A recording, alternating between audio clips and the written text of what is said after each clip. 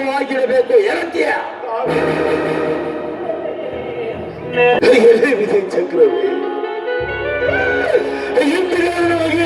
ನಿರ್ಣಯರಾದ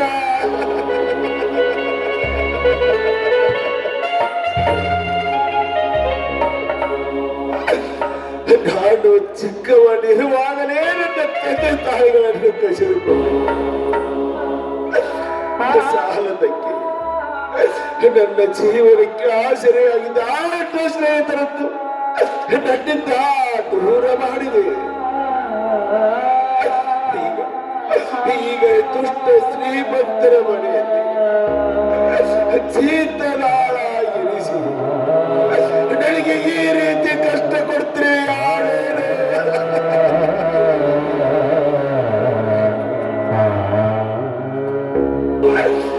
ನಾನು ಪಡುವ ಕಷ್ಟವನ್ನು ನೋಡಿ ಅದನ್ನು ಕಂಡು ಹಿರಿಯ ಕಿರಿತ ನಗುವುದೇ ನನ್ನ ಛಲವೆಂದು ಕಾಣುತ್ತದೆ. ನಗು ನಗು, ನಿನಗೆ ಬೇಡ ಅಂತಲೇ ನಾನಾರು.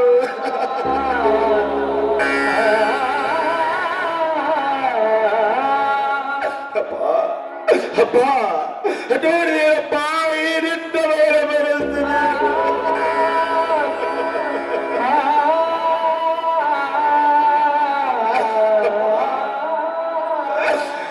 ನನ್ನನ್ನು ವ್ಯಕ್ತಿಯನ್ನಾಗಿ ಭೂಮಿ ಮೇಲೆ ಬಿಟ್ಟು ಹೋಗುವುದಕ್ಕಿಂತ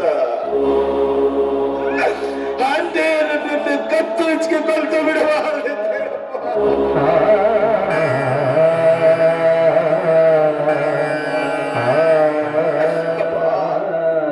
ಅಪ್ಪ, 3 ದಿವಸವಾಯಿತಪ್ಪ ಈ ದುಷ್ಟ ಶ್ರೀಮಂತರು ಒಟ್ಟಿಗೆ ಒಂದು ತುತ್ತು ಕೂಡ ಗೊತ್ತಿಲ್ಲ. ಹೀಗಾದರೆ ನಾನು ಹೇಗೆ ಮಾಡಿ ಬದುಕಲಪ್ಪ?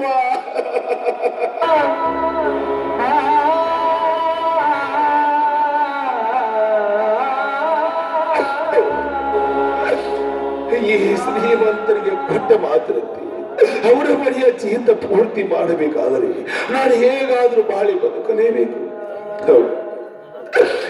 ಈ ಶ್ರೀಮಂತರ ಕೊಟ್ಟ ಮಾತು ಪೂರ್ತಿ ಮಾಡಬೇಕಾದರೆ ಈ ಸಮಾಜದಲ್ಲಿ ಭಿಕ್ಷೆ ಬೇರೆ ನನ್ನ ಜೀವನ ಸಾಗಿಸಲು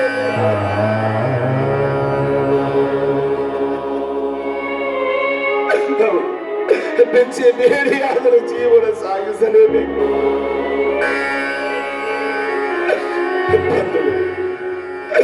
ನೀವೇ ನನಗೆ ತಂದೆ ತಾಯಿ ಬಂಧು ಬಳಗ ಎಲ್ಲವೂ ನೀವೇ. ಏನಾದರೂ ಸ್ವಲ್ಪ ದಾನ ಮಾಡಿ ಪುಣ್ಯ ಕಟ್ಟಿಕೊಳ್ಳಿರಪ್ಪ, ಪುಣ್ಯ ಕಟ್ಟಿಕೊಳ್ಳಿರಪ್ಪ, ಪುಣ್ಯ ಕಟ್ಟಿಕೊಳ್ಳಿ.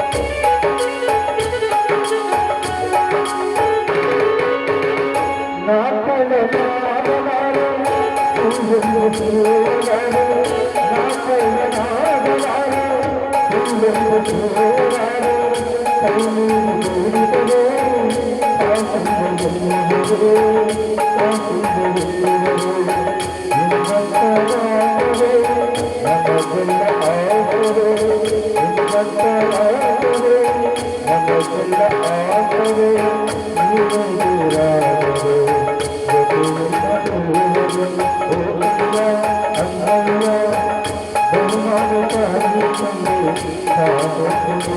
ಈ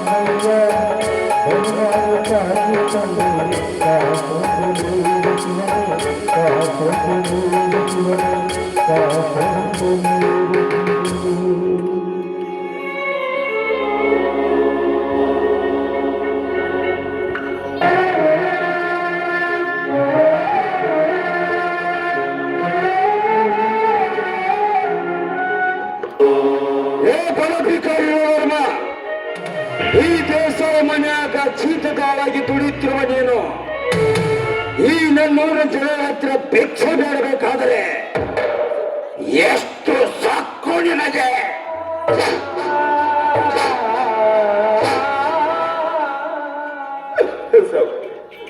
ಮೂರು ದಿವಸವಾಯಿತು ಶ್ರೀಮಂತರೇ, ಹೊಟ್ಟೆಗೆ ಬಂದು ಕೂಡ ನಾನು ಹೇಗೆ ಜೀವಿಸ ಶ್ರೀಮಂತರೇ, ನಾನು ಹೇಗೆ ಜೀವಿಸರೆ? ಅಲ್ಲ, 3 ದಿನವಾಯ್ತು ಹೊಟ್ಟಿಗೆ ತುತ್ತು ಅನ್ನ ಇಲ್ಲ ಎಂದು ಕೇಳಿದರೆ ಈ ದೇಸಾಯಿ ಮನೆಯಾಗ ಹೊಟ್ಟೆ ತುಂಬ ನಿನಗೆ ಉಣಪಡಿಸುತ್ತಿದ್ದೆ. ಎಲ್ಲಿ ಬೆಂಕಿಸ್ವಾಮಿ, ಲೇ ಬೆಂಕಿಸ್ವಾಮಿ, ಪಾಪ 3 ದಿನವಾಯಿತು ಹೊಟ್ಟಿಗೆ ತುತ್ತು ಅನ್ನ ಇಲ್ಲ ಅಂತ ಹೇಳಬೇಕಾದ್ರೆ ಒಳಗಡೆ ಹೋಗಿ ಅನ್ನ ತೆಗೆದುಕೊಂಡು ಬಾ.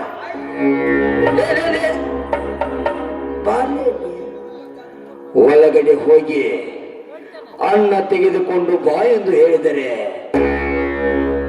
ಬಿಸಿ ಬಿಸಿಯಾದ ಅನ್ನ ಅಲ್ಲ, ನಿನ್ನೆ ಉಳಿದ ಹಳಸಿದ ಅನ್ನ. ಯಾಕಂದ್ರೆ ಪಾಪ ಬಡತನ, 3 ದಿನವಾಯಿತು ಹೊಟ್ಟಿಗೆ ತುತ್ತು ಅನ್ನವಿಲ್ಲ. ಒಳಗಡೆ ಹೋಗಿ ಹಳಸಿದ ಅನ್ನ ತೆಗೆದುಕೊಂಡು ಬಾ.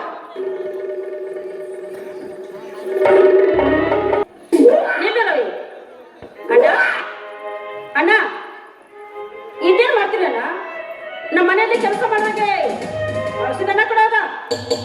ಏನಮ್ಮ ತಂಗಿ, ಅದು ಹಳಸಿದ ಅನ್ನವೇ.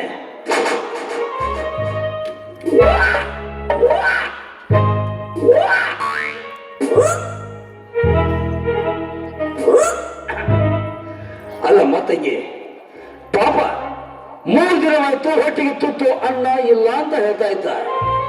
ಆದರೆ ಈ ಬೆಂಕಿ ಸ್ವಾಮಿಗೆ ಒಳಗಡೆ ಹೋಗಿ ಅನ್ನ ತೆಗೆದುಕೊಂಡು ಬಾ ಎಂದು ಹೇಳಿದೆ.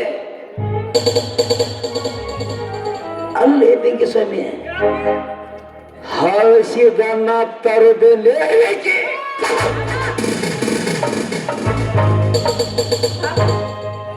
ಇದನ್ನ ಅವನೇ ತಪ್ಪಿದೆಯಲ್ಲ? ನೀನು ಹೇಳಿದ ಹಾಗೆ ಪಾಪ ಅಣ್ಣದಿಗೂ ಬಂದನ ಅಷ್ಟೇ. ಅಲ್ಲಣ್ಣ, ಅವರು BA ಬರೆದರು. ಅದು ಅಲ್ಲದೆ ನಮ್ಮ ಮನೆಯಲ್ಲೇ ಕೆಲಸ ಮಾಡೋರು. ಅವರ ಕೇಳಿದ ಹಾಗೆ ಸ್ವಲ್ಪ ಅವಕಾಶ ಕೊಡಬೇಕು. ಧರ್ಮನ ಧರ್ಮ ಹೋಗಲಿ ಬಿಡಿ. ನಾನೇನು BA ನಿಮ್ಮ ಮನೆಯಲ್ಲಿ ಜೀತದಾಳಾಗಿ ನಿಂತ ಮೇಲೆ ಈ ಹಳಸಿದ ಅನ್ನವೇ ನನಗೆ ಮೃಷ್ಟಾನ್ನವಾಗಿ ಹೋಗಿದೆ. ಬರೇಳಿ ಮೃಷ್ಟಾನ್ನ, ಇದನ್ನೇ ತಿಂದು ಹೊಟ್ಟೆ ತುಂಬಿಸ್ಕೊಳ್ತೀನಿ. ಹೋಗಲಿ, ನನಗೋಸ್ಕರ ನೀವೇಕೆ ನಿಮ್ಮ ಮನೆ ಹತ್ರ ಜಗಳ ಕಾಯಿ? ನಮ್ಮ ಅಣ್ಣನ ತಪ್ಪಾಗಿದೆ, ನನ್ನನ್ನು ಕ್ಷಮಿಸಿಬಿಡು. ಅಂದ್ರೆ ಅವರು ಇವತ್ತಿಲ್ಲ ನಾಳೆ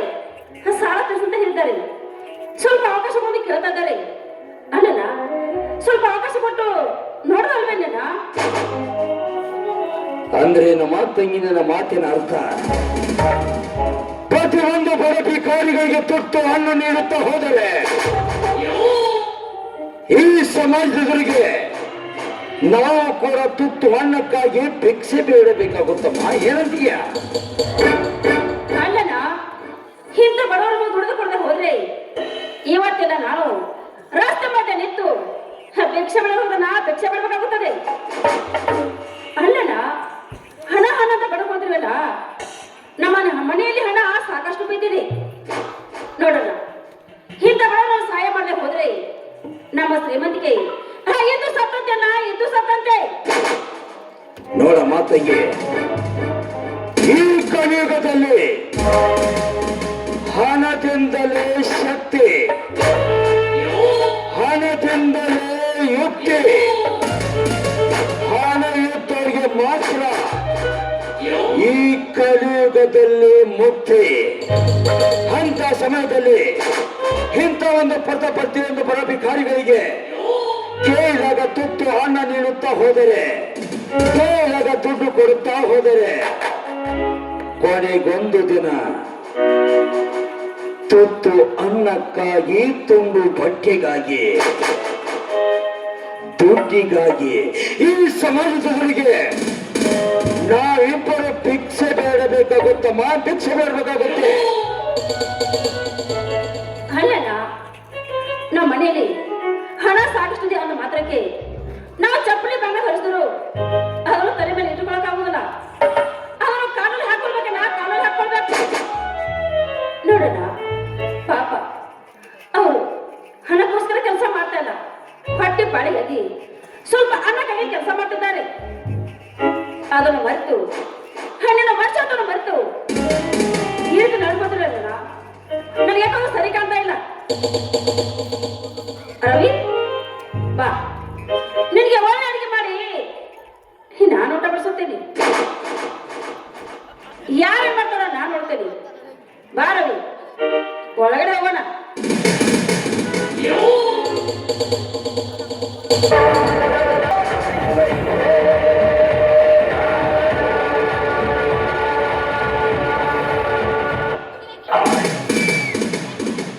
ರಾವಣ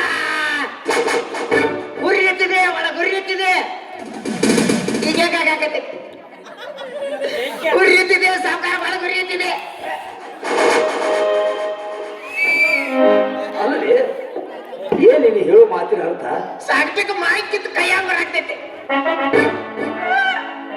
ಯಾರ ಮುಂದೆ ಹೇಳಕ್ ಬರಂಗೇ ಇಲ್ಲ.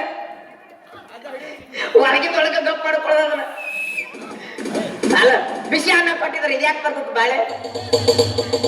ಬಿಸಿ ಅಡಿಗೆ ಮಾಡಿ ಒಳಗೆ ಹಾಕ್ತಾನೆ, ಮಾತು ಕರ್ಕೊಂಡು ಹೋಗಿ ಆ ತಂಗಿ.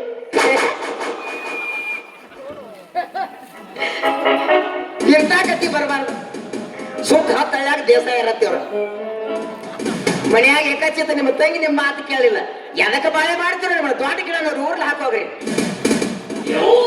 ಮತ್ತ ದೊಡ್ಡ ಮಣಿತಾನತ್ತ, ತಳ್ಯಾಗ ದೇಸಾಯ ಇರತ್ತ, ಏನ್ ಇವ್ರ ಮಾಡಿದ್ದ. ಎದಕ್ಕೆ ಬಾಳೆ ಮಾಡ್ತೀರಿ? ಬಗಲಿಗೆ ಒಂದು ಬಂಡಾರ ಚೀಲ ಹಾಕೊಂಡ್ರೆ ಸೌದತ್ತಿ ಕಡೆ ಹೋಗ್ರತ್ತ ಎಲ್ಲ ಮುಗುಡ ಕಡೆ. ಅಯ್ಯ ಮಾಮ, ಬಂಡಾರ ಹಚ್ಕೊ ಬಳಿಗೆ ರಕ್ಕತ್ತ. ನಾಚಿಕೆ ಬರ್ತತಿಲ್ಲ ಜನ್ಮಕ್ಕ. ಅಲ್ಲೇ ಗುಲ್ಲಿಂಗ, ಇಷ್ಟೊಂದು ವರ್ಣನೆ ಮಾಡಿ ಹೇಳ್ಬೇಕಾದ್ರ ನೀನ ಹೇಳಾಕತ್ತೀವಿ ಹೆಂಗಲಿ ಮಗನ? ಅಲ್ರಿ ಸಾವ್ಕಾರ, ಅಂದ್ರೆ ನಾನು ನಿಮ್ಮ ಹಿಂದಿರ್ಗಿರಿ ಅಂತ ಮಾತಾಡೇನಲ್ರಿ? ಅಲ್ಲ, ಮುಸುಗನ್ಯಾಗ ಹಾಕಿ ಜಾಡ್ಸಾಕತ್ತಿ ಮಗ. ಹೇಳ್ರಿ ನಾನು ನೋಡಿ ಊರನ್ನ ಮಂದಿ ಹಂಗ ಮಾತಾಡ್ರಲ್ರಿ. ಅಂದ್ರೇನು, ಊರಿನ ಜನ ಈ ರೀತಿ ಹೇಳಬೇಕಾದ್ರೆ ಈ ರೀತಿ ನನಗೆ ತೀಸ್ ಹೇಳಾಕತ್ತಿ. ಹಿಂಗ ಮಾತಾಡ್ರ ಕಾಲಾಗ ಏನ್ ಐತಿ? ಐತಿ ಇಲ್ಲ, ಊರಾಗ ಮಂದಿ ಹಿಂಗ್ ಮಾತಾಡಕತ್ತಾರ ಅಂತ ಹೇಳಾಕತ್ತೇನೆ ಹೇಳ್ರಿ. ಅಲ್ಲದೆ ಗುಡ್ಲಿಂಗ, ನನ್ನ ತಂಗಿ ಮುಕ್ತ ಮನಸ್ಸಿನವಳು. ಹೌದೌದ್ರಯ್ಯ, ಬಡವರ ಕಣ್ಣಾಗ ನೀರು ನೋಡಿದ ತಕ್ಷಣವೇ ನನ್ನ ತಂಗಿಯ ಮನಸ್ಸು ಕರಗಿ ನೀರಾಗಿ ಹೋಗುತ್ತೆ. ನೀರಾಗಿ ಹರ್ಕೊಂಡು ಪೂರ ಅಡಿಗೆ ಮನೆಗೆ ಹೋಗೈತೆ ಅದೀಗ. ಏನು ಒಳಗೆ ಹೋಗಿ ಎಲ್ಲೆಲ್ಲಿ ಹೋಗತ್ತೆ ಗೊತ್ತಿಲ್ಲ ನಾವು.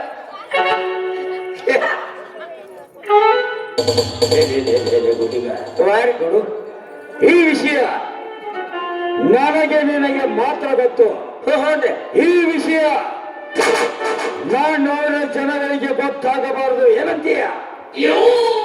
ಎಲ್ಲಾರು ಕಣ್ಣ ಕಿವಿ ಮುಚ್ಕೊಂಡ ಕೂತಾರ, ಯಾರು ನೋಡಿಲ್ಲ.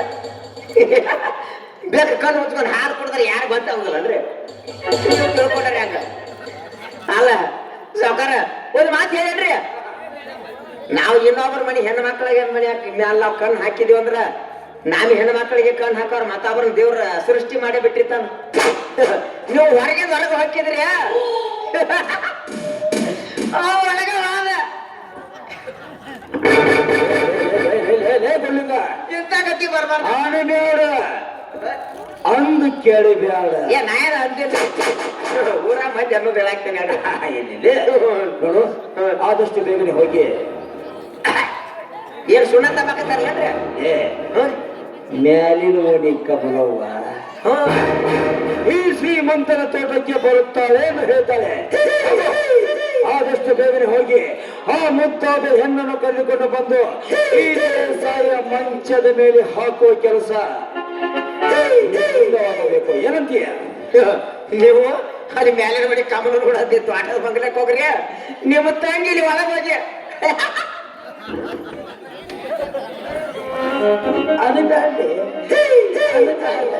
ಅಲ್ಲ ಈಗ ಇಟ್ಟಕ ಹಂಗ ಬೆಂಕಿ ಹೆದೈತಿ ಮನ್ಯಾಗ. ಈಗ ಅಕಸ್ಮಾತ್ ಇದು ತೋಟದ ಬಂಗ್ಲಕ್ಕೆ ನೀವು ದಿನ ಒಬ್ಬೊಬ್ರು ಕರ್ಕೊಂಡು ಹೋಗೋದು ಗೊತ್ತಾಗ್ತದ್ರ ನೋಡ್ರಿ, ನನ್ನ ಕೂಡಿಸಿ ಜೀವಂತ ಹೋಗದ್ ಬಿಡ್ತಾರ ಅವ್ರು.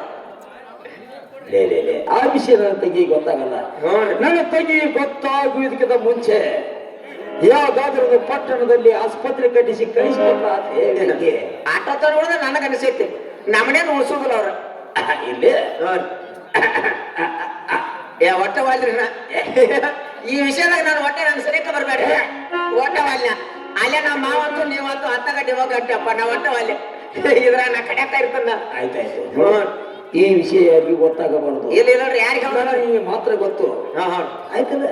ಶ್ರೀಮಂತರ ಮನ್ಯಾನ ವಿಷಯ ಶ್ರೀಮಂತರಿಗೆ ಅಷ್ಟೇ ಗೊತ್ತಾಗಬೇಕು. ಹೌದೌದ್ರಲ್ಲ. ಬಡವರ ಮನೆತನದಲ್ಲಿದ್ದ ವಿಷಯ ಊರಿನ ಜನಗಳಿಗೆ ಗೊತ್ತಾಗಬೇಕು. ಎಂತ ಮಾಡಿರ್ಲ ಈಗ ಬಡವರ ವಿಷಯ ಊರ್ ಮಂದಿಗೆ ಗೊತ್ತಾಗಬೇಕು ಹೌದಲ್ರಿ? ಈಗ ಅವ ದುಡಿಯಾಕ ಬಂದ ಬಡವ ಮನುಷ್ಯ ಅವನ ವಿಷಯ ಎಲ್ಲ ಊರ್ ಮಂದಿಗೆ ಹೇಳಿ ಬಂದ್ ಬಿಡ್ತಾನ್ರಿ. ಶ್ರೀಮಂತರ ಮನ್ಯಾಗ ಜೀತದಾಳಾಗಿ ದುಡಿಯಾಕತ್ತಾನ ಅಂದ್ರ ನೋಡ್ರಿ, ಅವನು ಕೂಡ ಶ್ರೀಮಂತರ ಮನ್ಯಾಗ ಒಂದು ಪಾಲದಾರಿ. ಹೌದು, ಪೂರ ಪಾಲ್ಗಾರ ಆಗ್ಬಿಟ್ರಿ ಅವೀಗ. ಪೂರ ಅರ್ಧ ಸಿಮಿಕಲ್ಲ ಹೋಗಿತಾನ ನಾವು, ನನಗ್ ಗೊತ್ತೈತಿ. ಹೇಳ್ತೀನಿ ಅಲ್ಲಿ ಅಪಶಕುನ ಗತಿ ಏನು ಮಾತಾಡ್ತೀನಿ. ನೀವಂದ್ರಲ್ಲ ಪಾಲ್ದಾರ ಆಗತ್ತೇಳಿ. ಅಲ್ಲ ಅಂದ್ರ ತಂದೆ ಮಾಡಿದ ಸಾಲಕ್ಕಾಗಿ ಶ್ರೀಮಂತರ ಮನ್ಯಾಗ ಜೀತದಾರಾಗಿ ದುಡಿಯಾಕತ್ತಾನಂದ್ರ ನೋಡ್ರಿ, ಅವ ಸಾಯುದು ಇಲ್ಲೇ ಮಗನ. ಏನ್ ಅವ ಸಾಯ್ತಾನು, ನಿಮ್ಮನ್ನ ಇಲ್ಲೇ ಮಣ್ಣು ಕೊಡ್ತಾನ, ನನಗೆ ತಿಳಿವಲ್ಲ. ಏನ್ ಹೇಳ್ತೀನಿ? ಅವನ ಆಕಾರ ನೋಡ್ರಿ ಹಂಗದನ್ರಿ ಅವ್. ಆಯ್ತು ನೋಡು, ಆದಷ್ಟು ಬೇಗನೆ ಏನವ ಅಲ್ರಿ ಅಲ್ಲಿ ತೋಟದಾಗ ನೀರು ಹಸು ನಾವು ಹೋಗ್ಕನ್ರಿ.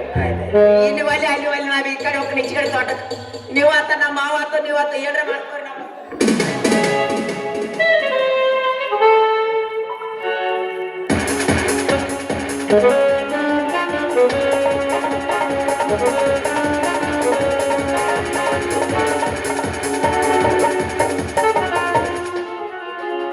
ಯಾಕೋ ಈ ಶ್ರೀಮಂತನ ತಂಗಿಯ ಹಾವಭಾವ ನೋಡಬೇಕಾದರೆ ಆ ಬಡ ಭಿಕಾರಿ ರವ್ಯಾನ ಮೇಲೆ ಪ್ರೀತಿ ತೋರದಂತೆ ಕಾಣುತ್ತೆ. ಇಲ್ಲಿ ನನ್ನ ತಂಗಿ ಪಟ್ಟಣದಲ್ಲಿ ಕಲಿತವಳು. ಈ ಹಳೆಯ ಬಡತನದಲ್ಲಿ ಜೀವನ ಸಾಗಿಸುತ್ತಿರುವ ಬಡವರ ವಂಶ ನೋಡಿದರೆ ನನ್ನ ತಂಗಿಗೆ ಗೊತ್ತೇ ಇಲ್ಲ. ಇಲ್ಲಿ ನೋಡೋಣ.